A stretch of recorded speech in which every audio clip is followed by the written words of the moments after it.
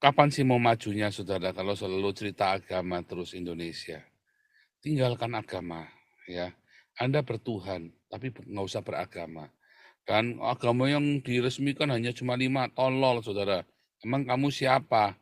Emang surga yang punya kamu? Ngeri, karena kalian ini beragama dengan kacau balau, ya.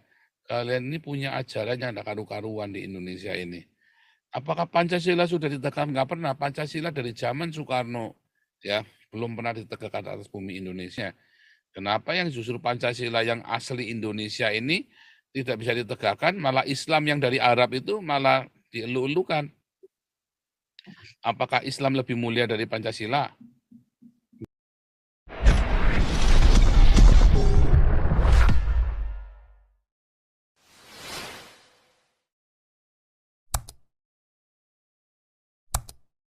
Masa? Mana ini, saya bingung, mouse-nya ada banyak sekali. Jadi saya bingung mouse yang mana. Oke, lanjut, siapa mau lanjut? Ya, saya mau minum dulu. Bentar. Ya, Raja Uti lanjut. Oh iya, Pak Paul, ini cuma sekedar catatan-catatan apa yang sudah dijelaskan tadi oleh Kak Lisoy ya. Jadi artinya Galarua itu bicara dengan bukti, bukan framing kosong dan bukan fitnah-fitnah. Jadi semuanya ada bukti. Ya artinya ya memang penggalangan dana untuk anak Batak ya memang cuma 1 hari atau 2 hari dan kita hentikan kan karena ada persoalan ini ya fitnah-fitnah ya dihentikan ya dapatnya cuma sebegitu. Nah tapi ya memang kalau dikatakan bahwa itu dari sebulan yang lalu tidak pernah saya rasa karena bulan yang lalu kita nggak ada kumpulin donasi untuk anak Batak. Nggak Jadi ada. supaya jelas nggak ada ya Pak Paul ya. Nggak ada, kita cuma kumpulin donasi anak Batak cuma 2 atau 3 hari itu. Ya 2 hari lah saya 2 hari ingat-ingat. ya kayaknya ya, 2 hari terus kita stop. Ya, Terus keburu ribut ya, stop. jadi kita stop langsung. Keburu ribut di sana jadi akhirnya Sehari ya Pak, stop. kayaknya cuma sehari deh Pak. Saya jengkel waktu itu Pak, udah tutup aja deh nggak usah. Kayaknya ya sehari kayaknya malah Pak. Terus saya jengkel Sekitar tutup. itulah ya 1 hari ya 2 hari lah 1 hari pun Pokoknya masalah 1 tapi 2 hari, memang nggak nyampe seminggu Cuman 1 pokoknya. hari. Cuman 1 hari Pak, waktu Iya, itu 1 hari. karena 1 hari kita kumpulin besoknya udah digegerin, Ya, udah betul. fitnah-fitnah nggak karu-karuan. Udahlah kita tutup Ya. aja, saya bilang males ya dikumpulinnya gitu kan. ya. Terus yang kedua, yang jelas ya, catatan yang kedua itu tentang Agustan. Ya seperti perkiraan saya dari awal bahwa dia pasti akan menolak Bapak. Dia pasti akan menolak akan diberikan oleh Galarua dan teman-teman di Zoom maupun di YouTube. Tapi namun demikian, bukan berarti kita itu harus mengalihkannya ke anak Batak. Kita ini organisasi, ada aturan, ada sistem, gitu, ada SOP. Itu juga supaya teman-teman sadar bahwa ya itu memang Galarua kan sudah berjanji akan memberikan, tetapi ditolak kan Pak kan. Nah ini juga supaya jadi catatan, supaya organisasi itu punya sistem ketika mau memberikan donasi, nggak bisa sembarangan dialihkan begitu saja gitu. Nah, yang ketiga yang mengenai apa namanya terorisme ini ya. Kalau saya sih melihat sampai kapan ini akan terjadi selama peradaban manusia ini ada, kapan berhentinya gitu Pak Paul. Artinya kita ngelihat bom gereja di Surabaya, bom gereja di Mesir, ya. Sekarang lain lagi yang dibom gitu. Jadi pengeboman ini kapan berhenti gitu? Kenapa bisa begini terus gitu? Katakanlah oknum, tapi kok susah ya rasanya ya kelihatannya untuk menghentikannya. Kira-kira itu dulu, mungkin rekan-rekan yang lain mungkin mau menambahkan gitu ya.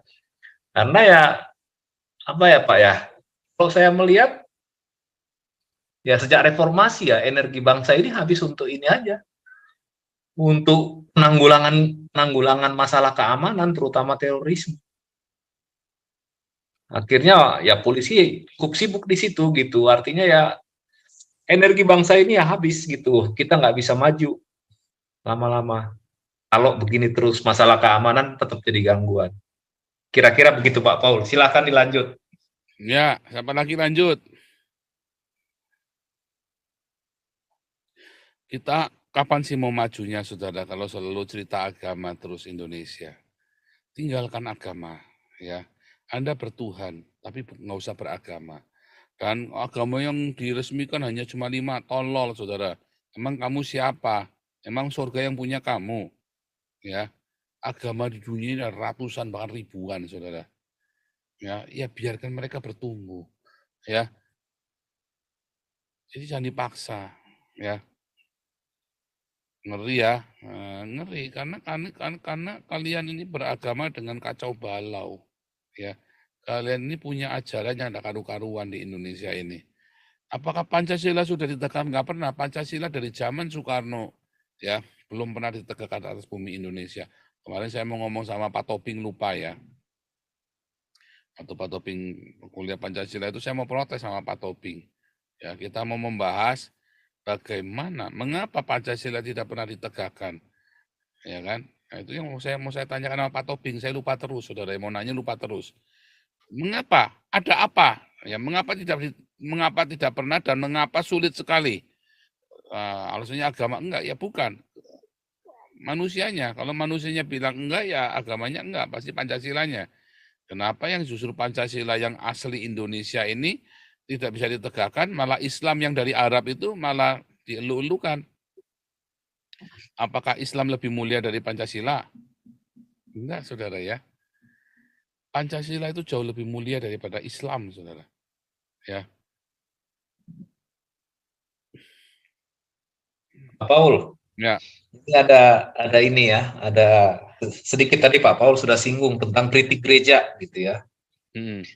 Nah, akhir-akhir ini saya perhatikan Pak, kalau kita kumpul-kumpul, jadi jargon-jargon tentang yang sering Pak Paul sebutkan soal gereja. Channel Pak Paul ini kan kalau saya hitung dari embun pagi sampai malam kan 70% mengkritik gereja dan pendeta hedonis yang paling jelas gitu. Jadi masyarakat itu sudah mulai sadar Pak bahwa ada yang namanya bisnis gereja gitu. Bisnis gereja, tadi saya juga habis diskusi dengan teman-teman sesama ini juga, sesama aktivis gereja juga. Jadi yang terjadi, marturia itu sebenarnya nggak jalan Pak Paul. Yang ada adalah mencuri domba punya orang Pak Paul. Oh iya. Curi domba dari gereja-gereja besar pindahkan ke gerejanya gitu, yang kecil. Jadi curi-mencuri, saling mencuri satu sama lain. Nah, kemudian nanti ya orang-orang ini akan diberikan ajaran tentang perpuluhan gitu. Nah, bagi orang-orang awam yang mungkin tidak terlalu banyak nonton YouTube-nya Pak Paul atau nonton YouTube Christopher yang lain, ya mereka percaya bahwa perpuluhan apapun diminta ya dijadikan memindahkan uang dari kantong jemaat kepada kantong pendeta ataupun gembala aja Pak Paul. Begitu. Jadi, tapi sekarang sudah mulai muncul kesadaran Pak Paul. Jadi ajaran perpuluhan itu kan ya perpuluhan hanya untuk orang Lewi. Nah, kalau kita di perjanjian baru kan ya persembahan kan Pak Paul kan. Nah, ini sekarang sudah mulai ada kesadaran, tetapi konsekuensinya Pak Paul semakin dibenci oleh pendeta-pendeta hedonis ini gitu.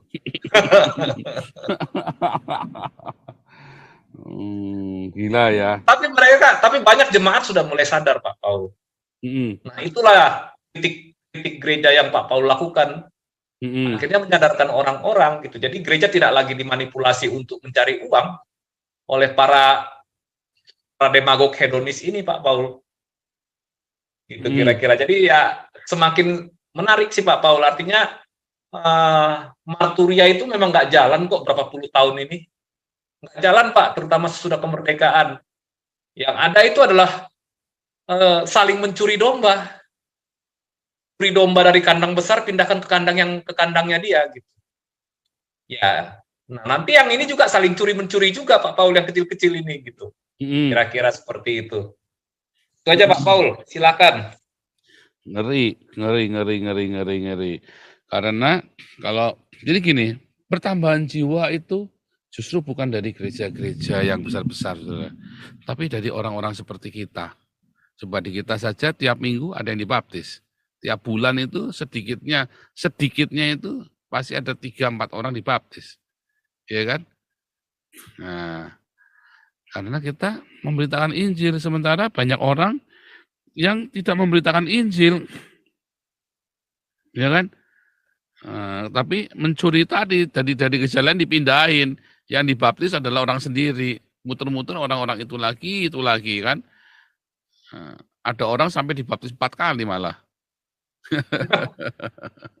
Bingung saya. Iya kan? Ada orang sampai dibaptis 4 kali coba. Jadi setiap pindah kandang dibaptis Pak Paul. Iya. Setiap pindah kandang malah dibaptis. Setiap pindah kandang dibaptis. Iya, kayak kemarin si Lukas si ceker babi itu ya, teman kita dibaptis 2 kali. Sampai bilang, kok dibaptis lagi sih? Ini si ceker babi dibawa dibaptis, itu dasar goblok juga. Kadang-kadang saya nggak ngerti dah. Aduh, bisa begitu ya. Ya mau gimana lagi, saudara? Ya, dan memang ya, biasanya kan gereja kan nggak bayar pajak Pak Paul, yayasan kan Iya. nggak bayar pajak, jadi income-nya itu utuh. Mm-mm. Kecuali di Jerman, seingat saya di Jerman itu nggak ada perpuluhan, artinya kan ya gereja dibiayai oleh negara, pajak masyarakat. Kalau nggak salah ya Pak ya, teman saya di Jerman bilang seperti itu. Tapi kalau di sini kan lain Pak, mut perpuluhan tapi nggak dipajakin.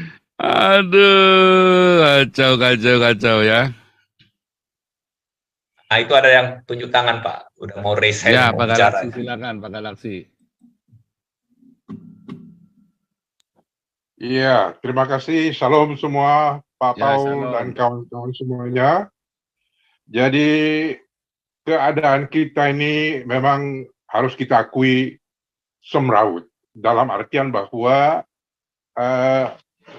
perjuangan ini perlu di laser fokuskan sedemikian rupa supaya bisa mewujudkan titik api yang bisa membakar semua halangan-halangan dan rintangan-rintangan yang ada. Yang saya maksud seperti misalnya contoh, PGI itu sudah impoten, lumpuh, jadi nggak bisa dimanfaatkan. Gereja-gereja, GKBI segala macam sudah menjadi pelacur. Jadi nggak ada pegangan yang bisa dimanfaatkan oleh umat yang mencari pegangan di dalam keadaan yang morat-marit dan semrawut seperti ini. Sehingga maka muncullah ide untuk mewujudkan satu lembaga perjuangan yang namanya, tetapi memang memerlukan waktu untuk mewujudkan satu sistem yang bisa berdiri teguh untuk bisa dipakai sebagai acuan untuk memberikan semacam semboyan maupun bendera yang akan dikibarkan supaya para pengikutnya ini jangan lari ke kiri dan ke kanan. Karena misalnya contohnya saja, Pancasila yang kita kursuskan sekarang ini nggak jelas mau ditinggalkan kemana selanjutnya di dalam perjuangan nasional ini. Karena kalau nggak kita delegasikan kepada lembaga-lembaga tertentu sebagai pentahapan dari perjuangan kita itu, maka ya ini cuma jadi angin ribut aja. Kelihatannya hebat, dahsyat, tetapi nggak ada sasarannya. Itulah makanya perlu kita identifikasikan mana yang mau kita pakai selain Galarua yang akan bertahap mulai bertingkat dan selanjutnya menyebar ke seluruh provinsi. Misalnya saja wadah-wadah pendidikan tinggi yang ada seperti yang di Salatiga sekolahnya Pak Paul itu dan sebagainya yang serupa, atau misalnya UKI di Jakarta misalnya yang mestinya merupakan satu lembaga yang bisa diharapkan menelurkan calon pemikir dan para pejuang-pejuang baru untuk meneruskan perjuangan ini. Ini perlu kita manfaatkan bagaimana kita bisa menyusup ke sana dan memanfaatkan kekuatan-kekuatan yang ada yang mengambang dan tidak terpakai, dan kelihatannya maju tidak, mundur pun tidak, jadi lari di tempat.